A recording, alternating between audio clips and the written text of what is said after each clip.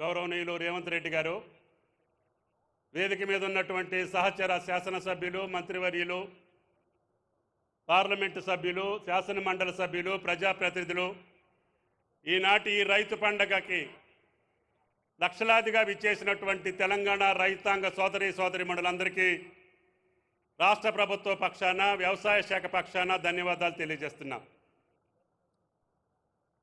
సంవత్సర కాలంలో విధ్వంసమైనటువంటి ఆర్థిక వ్యవస్థని సరిచేసుకుంటూ చిన్న భిన్నమైనటువంటి పరిపాలనా వ్యవస్థని సరిచేసుకుంటూ అన్ని శాఖల్లో అయోమయంగా అప్పుల పాలైనటువంటి రాష్ట్రాన్ని ఒక సక్రమమైనటువంటి మార్గంలో నిలుపుకుంటూనే ఎన్నికల ముందు కాంగ్రెస్ పార్టీ రాహుల్ గాంధీ గారు ఇచ్చినటువంటి వాగ్దానాన్ని అమలు చేయటం కోసం పెనుభారాన్ని భుజానేసుకొని ఈ రాష్ట్ర ప్రభుత్వం, సాక్షాత్తు రాష్ట్ర ముఖ్యమంత్రి అన్న కష్టాలున్నా అప్పులున్నా ఆనాడు కాంగ్రెస్ పార్టీ రాహుల్ గాంధీ గారు, సోనియా గాంధీ గారు ఇచ్చిన మాటని నిలుపుకోవాలి. ఈ యొక్క 2 లక్షల రుణభారం రైతుల నుంచి తీర్చడం నాకు కష్టమైనా రైతులుగా భారం ఉండకూడదు. మనం ఏదైనా కడుపు కట్టుకొని వేరే చోక ఎక్కడైనా సరే ఆదా చేసైనా సరే ఈరోజు 2 లక్షల రుణమాఫీ చేస్తానన్నాను, చెయ్యాలని చెప్పారు. అంతేకాకుండా గత మే నెలలో ఆ ప్రభుత్వం ఎగవేసినటువంటి రైతు భరోసా 7,625 కోట్లు వాళ్ళు ఎగ్గొట్టినా కూడా మనం ఇయ్యాలన్నా ఎట్టి పరిస్థితుల్లో జమ చేసి బట్టి గారికి చెప్పండి, స్వాతంత్ర దినోత్సవం రోజున దాంతో పాటు రుణమాఫీ వాళ్ళు ఇచ్చినటువంటి రైతు భరోసా 7,000 కోట్లు రిలీజ్ చేశాం. రైతు బీమాకి డబ్బులు కట్టాం.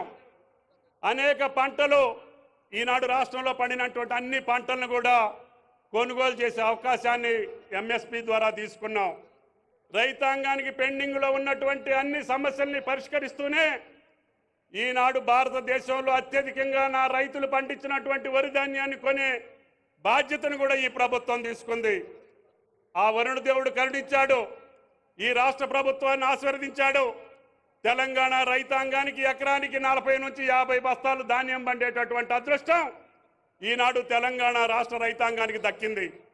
భారతదేశంలోనే అత్యధిక వరి ధాన్యాన్ని పండించినటువంటి నా రైతన్నకి ఏ కష్టం లేకుండా వరి ధాన్యాన్ని కొనుగోలు చేయాలి అని చెబితే ఉత్తమ కుమార్ రెడ్డి గారు చిరుజల్లులు పడ్డా, తుఫాన్లు వచ్చినా, రైతులు ఇబ్బందుల్లో ఉన్నా, కష్టకాలంలో ఉన్నటువంటి రైతాంగాన్ని పకడ్బందీగా వరి ధాన్యాన్ని కొనుగోలు చేస్తున్నాం.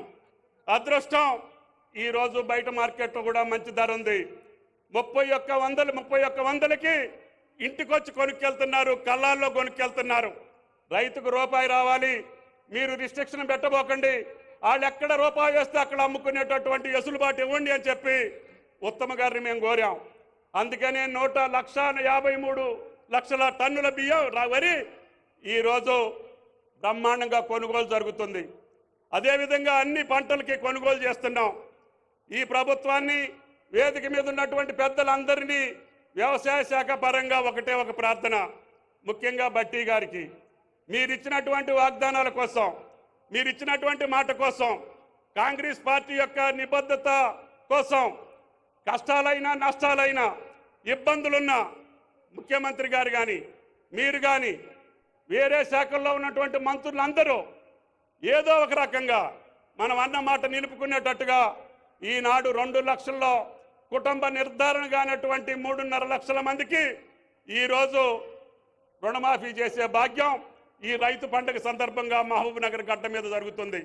కాబట్టి ఆ పండుగ సందర్భంగా విచ్చేసినటువంటి ముఖ్యమంత్రి గారికి మనం అందరం కూడా ఆయన్ని శక్తి సామర్థ్యాలుగా ఇంకా మిగిలిన సమస్యల పరిష్కారం చేయటం కోసం ఆ భగవంతుడు ఆశీర్వదించేటట్టుగా మీరు ప్రయత్నం చేయాలని, మన అందరి సపోర్టు గౌరవ ముఖ్యమంత్రి గారికి, ఫైనాన్స్ మినిస్టర్ గారికి ఇవ్వాలని చెప్పి, అదేవిధంగా రాష్ట్ర రైతాంగం అందరూ వచ్చారు, ఆయిల్ ఫామ్ పట్ట వేయమని చెప్పి నేను పదే కోరుతున్నా.